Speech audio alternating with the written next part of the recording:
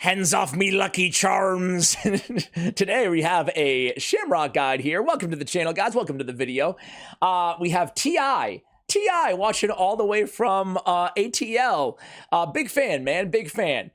Can I make a Shamrock guide, please? We have La Swede says, hey, Ash, love to hear your opinions on the drunkish Irish-looking Ogren named Why is he going to be drunk? Just because he's Irish? Why? Why? Sounds like Jamrock. Big up to Damon Marley. Dude, we are doing all the musical references, right? One love. Peace. Best greetings from Germany. We have Rhetories during Summon Rush pulled the Nemeko Thar and a Shamrock. Wondering if you have guides for both. Necmo. Do I have a guide for Necmo yet? The big bug, I lose track, man. After 230 guides, I lose track. But if not, we'll get to him soon. I think we do, though. We have Robert Kuzma looking for 20 Ancients. Got a dupe. Nishak and Shamrock. Shamrock guide, please. Absolutely. And then we have Adam Boy 0559 looking for 2 Shamrock guides. Or maybe a guide for 2 Shamrocks or 1. Either way, let's go ahead and jump into it, guys.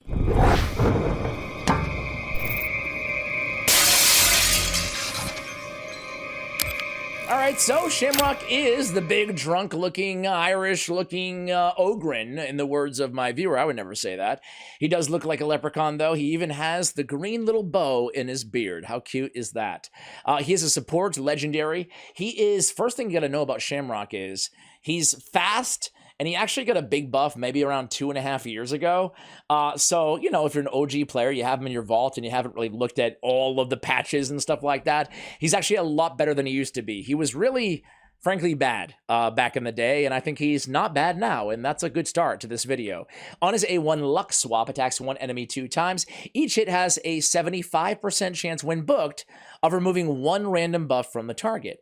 If a buff is removed, then we have a 50% chance when booked of stealing said buff. Now, Sniper Mastery will work with even the steal, so it can be bumped up to a 55% chance and a 80% chance of removing. This happens on each hit, so it's actually a really sneaky good A1 ability. You can remove 2 buffs. On the Lucky Charms, hands off me, Lucky Charms! We have an increased defense in all allies for 2 turns on a 3-turn cooldown again if he's booked. Places an increased speed on all allies with more than 50% HP for 2 turns. Also has a 70% chance of placing an increased crit rate on those allies for 2 turns. So the increased crit rate, let's talk about that. Probably one of the most underwhelming buffs in the game. However, it's actually kind of nice. It's kind of nice because, sure, you're going to be building your nukers with a 100% crit rate regardless. But everybody else on your team, I don't know, even a champion like Shamrock, right? You're not going to be prioritizing crit rate. So it's actually nice to have an extra 30% crit rate on support champions. And usually, support champions are going to have more than 50% HP. So he's bringing an increased defense, an increased speed, and an increased crit rate all on a 3-turn cooldown. And again, this is going to be mainly what he uses. This is going to be his main ability, right? Because, again, if things are going smoothly on most runs, your team is going to have more than 50% HP. That's great. It's a great ability. Those 3 buffs together on a 3-turn cooldown is fantastic. A la Tuanarok, but even a little bit better on A3. That's a Void Legendary. Now, if they're less than 50% HP, we're putting a Revive on Death on them instead. Well, brilliant. Brilliant. And then we're putting a continuous heal. That continuous heal also has a 70% chance, big version. So we're healing and reviving on deathing. Is that a plural, reviving on deathing? A plural verb or whatever? Anyway, I digress. It's a really good ability. Lucky Charms used to be an awful ability. Now it's actually a really good one. Everybody gets increased defense, and then everybody gets a little bit of what they need the most. Beautiful. On Uncatchable is A3. It's a no damage here. It's no AoE attack. It's an AoE debuff. Places in decreased speed, big version on all enemies for 2 turns. This is on a 4-turn cooldown when booked. The books aren't that bad in this champion. I would advise booking him if you're going to be using him, right? If you have a use case for this dude on your team. Fills the turn meter of all allies by 15% if any enemy's turn meter is below 50%.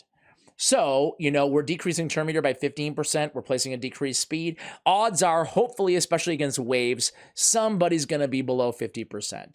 That turn meter fill is really nice. I almost wish on a 4-turn cooldown that it wasn't predicated on enemies being below 50, but it does land way more often than not, okay? So at least you have that. Aura, accuracy in all battles by 70. It's one of the better all accuracy or all battle accuracy auras in the game. So he's got that as well, okay? But we're not done yet. Look at his base stats. Very exceptionally good. Over 20k, almost 21k in HP, almost 1200 in defense, 111 speed. This dude, he might look like a drunken whatever, big fella, but he's fast. He's fast, right? So, he's got the bruise, but it just makes him go faster and faster. It doesn't matter. It doesn't slow the guy down, right? So that's a lot of speed on this dude, which we absolutely love. Okay, so let's see what hellhades.com. Shout out to hellhades.com. We use this website on all of our champion guides here, and I would recommend you guys use it as well if you don't already. It has not only masteries and a little write-up, a nice little write-up on every single champion as well. But they also have all the multipliers and where they grade out in every dungeon and blessing recommendations, everything you can need for any champion. So I don't shout them. I always shout them out when I use them, but I don't go into detail enough here on the channel. And that's why I'm going to continue to highlight hellhades.com on every single champion that we ever do a guide for, right? I want these guides to be as robust as possible. Overall grade is a 3. And you can see 3 basically across the board. I don't know. It's hard to argue. I feel like sometimes I just pick out where I disagree, but I always agree more than I disagree. I would say Ice Golem, I think he's a 4.5. I think even Ice Golem hard, he gets a 2. I don't know why he gets a 2. I think he's so much better than that, In Doom Tower, wave, I give him like a 4.5 in Doom Tower waves. Think about it. Decreased speed, turn meter fill, turn meter reduction, increased speed, increased defense, increased crit rate, revive on death if you need it, which you do in Doom Tower waves. Oftentimes, the higher you go, and continuous heal. And he's stealing buffs on his A1. I mean, that's a really robust kit. There are a few clan boss teams with Shamrock. Really nice out there as well. And there's a couple Hydra teams with Shamrock too that you can make. So I would say great viability there. They have him as a 3.5, highest grade in Scarab King out of Doom Tower. He's more of a, I think I look at him as more of a support champion. So you can pretty much use him anywhere, especially against enemies that are susceptible to decreased turn meter or decreased speed, which is why I love him in Ice Golem. In Fire Knight, he does have a 2-time hitter on his A1, but he's not bringing anything super obvious. Well, I mean, decreased speed, but it's on a 4-turn cooldown. I would say for Fire Knight normal, you could definitely use him as a support. You could use him as a Seer Activator. Okay, I'm rambling here, but you could use him in a lot of areas, okay? There's more than meets the eye. There's a 2 multiplier on his A1, but we really don't care much about damage on this champion. Let me go ahead and show you how I built this guy before we take him into battle here. Shamrock. I've always had a soft spot for Shammy. Good old Shamrock. I think he's one of those champions that people either love him or they hate him. But hey, like it says on the shirt, be kind. Be kind to Shamrock, guys. All right, here we go. Come on. My game's going a little bit slow today for whatever reason. All right. Let's see. Recently used first, Mr. Shammy. Here we go in all his glory. We have him in bolster and speed. Listen, bolster or shield, I love on this dude because he has a lot of HP anyway. And as I mentioned, he's a great Seer Activator. He's going to be bringing his bolster shield, which can be removed, by the way, from Seer. So you don't need to go shield. You can go bolster as well. And then he's going to be bringing, again, 2 buffs, or potentially 3 buffs, I should say, on his A2. So I love him as a Seer Activator. Why do I love him so much as a Seer Activator? Because he can also help out in so many other ways as well, when you get to the boss. I'll show you him in Ice Golem Hard 10, for example, in today's video, right? So I love him on a team like that. So I have him in either shield or bolster is the way that I would go on this champion. Of course, you can absolutely just go with perception or speed. I would recommend perception because accuracy is going to be important on this champion. In terms of stat priorities, it's all about 3 things. It's all about accuracy, speed, and survivability. That's it. When I say survivability, I would gravitate towards HP. I wouldn't totally neglect or ignore defense. But again, speed, or maybe accuracy, speed, HP, defense. Those 4 are going to be our stat priorities. Of course, you could even build in some resist if you wanted to start like kind of, optimizing him for the end game or something like that. I do have accuracy on his banner. I have HP on his amulet. I have HP on the ring. I have speed on the speed set on the boots. If I needed more accuracy than 319, which I don't for anywhere that I'm going to be using him, I would probably run perception instead.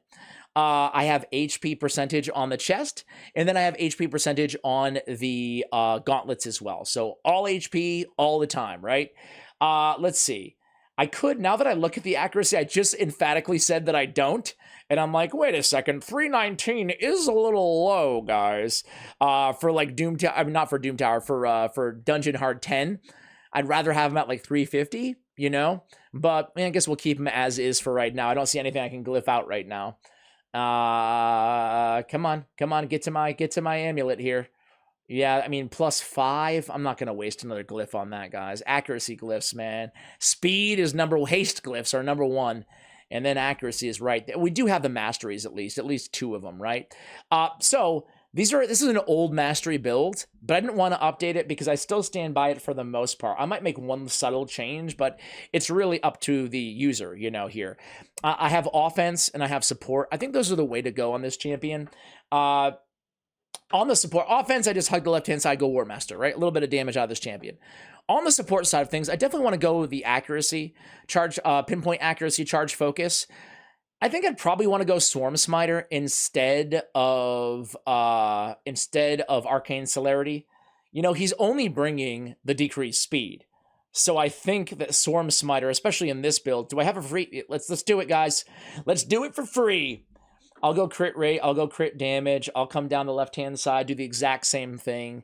Of course, you could build him in an all-out defense too, and in that case, I'd probably come down, get Resurgent, get Delay Death. I'd probably come down and pick up Retribution to steal more buffs, and then I'd end with Bulwark if I was going to go a tier 6 in that direction. Anyway, back to support though. I want the accuracy. I want the charge focus. I want the Swarm Smiter. But then I actually want rapid response. Very good on this champion, provided he's not speed tuned. You never want rapid response, cycle of violence, cycle of revenge, etc. on a speed tune team. Arcane Celerity. But on a non-speed 2 team, of course you want this. I mean, my man is throwing out buffs like it's no tomorrow on a 3-turn cooldown. We already spoke about this. It's going to give him a great turn meter fill throughout the duration of the battle, right? We don't need Laura Steel. We have 1 speed set, but it's really not, I'd rather pick up, when I only have 1 2-piece set on a champion, I'd rather pick up Cycle of Magic. And I definitely want Lasting Gifts, right? Again, same reason. A lot of buffs. They're all 2 turns. Let's extend them to 3 turns. I am going to go with Evil Eye, and then I'm going to come down to Master Hexer to extend the duration of the decreased speed. I have one more. I might as well go with the Exalt in Death. Yeah, why not? All right, so those are the masteries, guys.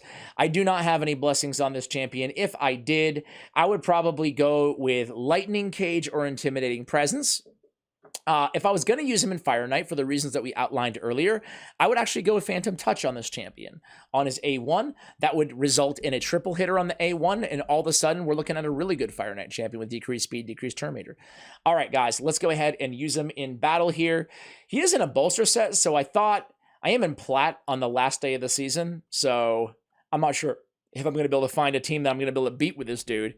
He's not an arena champion, to be clear, but I like to have some fun in these videos and try I don't know, what team would you face out of these? Golly. I guess this squad. I'm just going to put him in the best team. I'm going to put him in for Marichka.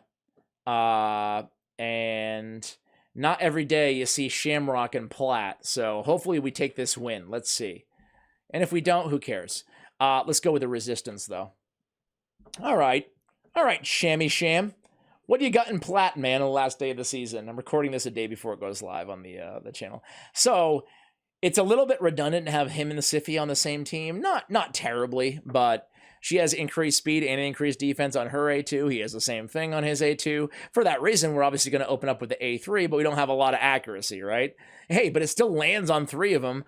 This team built, especially for Plat, built very, very weak in terms of their whatchamacallit, their resistance.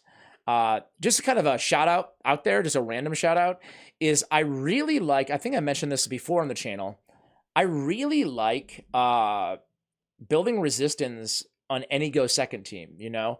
You don't have to go like absolutely crazy with it, but I don't know. I like to have, 300, 400, like I'm talking end gamey, you know? It's going to all go to stupid UDK no matter what I do, but he's veiled, so I can't target him anyway. I'm going to come in with a big girl nuke there. Oof, so close. Elva. How is my Harima not killing Elva? Seriously. Okay, the stupid block damage from Gottfried. Okay, reroute. Look at these. Look at this health. This is crazy. Oh, I forgot he had a double hitter. But it wouldn't have mattered anyway. They're both under veil. Yep, nothing to do here. All right, we're still in it. I can't go there. I guess I'll go here.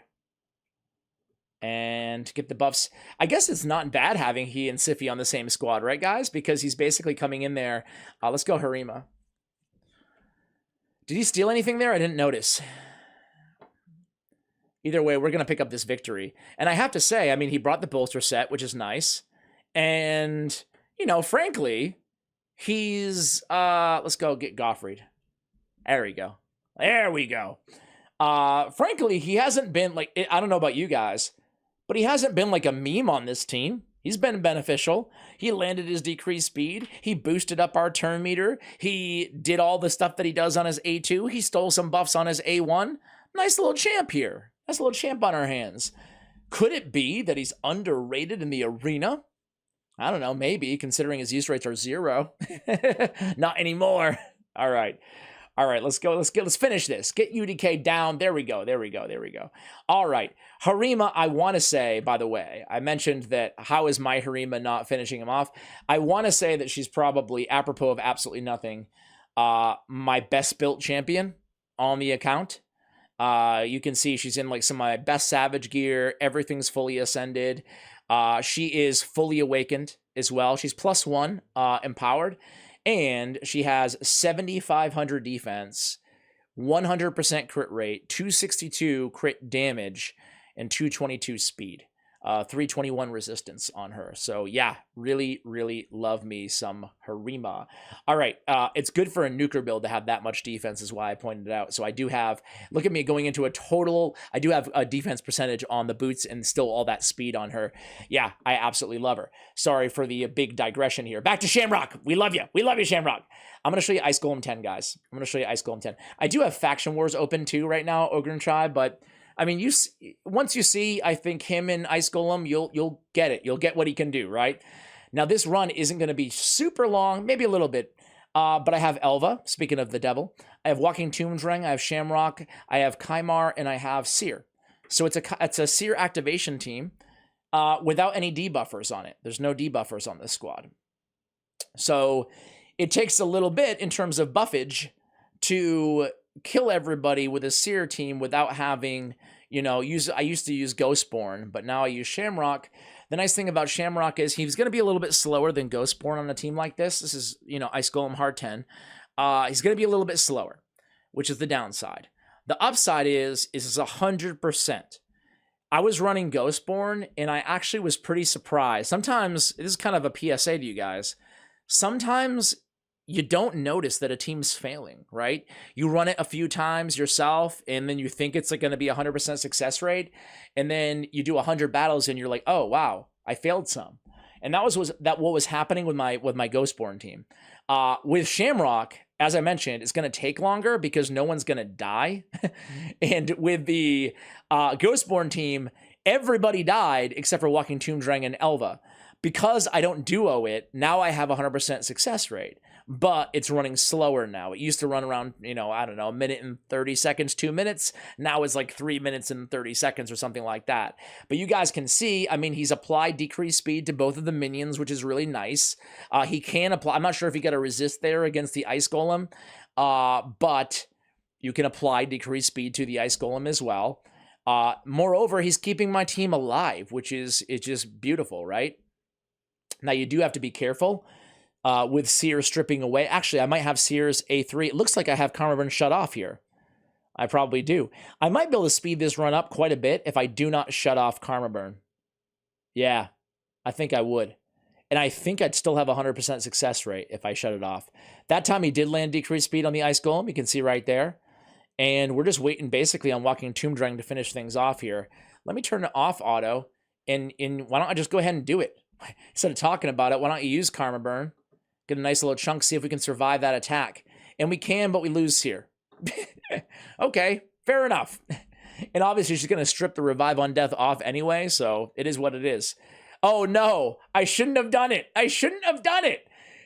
At least we have Elva who picks up Walking Tomb Dragon. Okay, I think we're going to be okay here. Man, that was almost a total wipe. I guess I shouldn't have.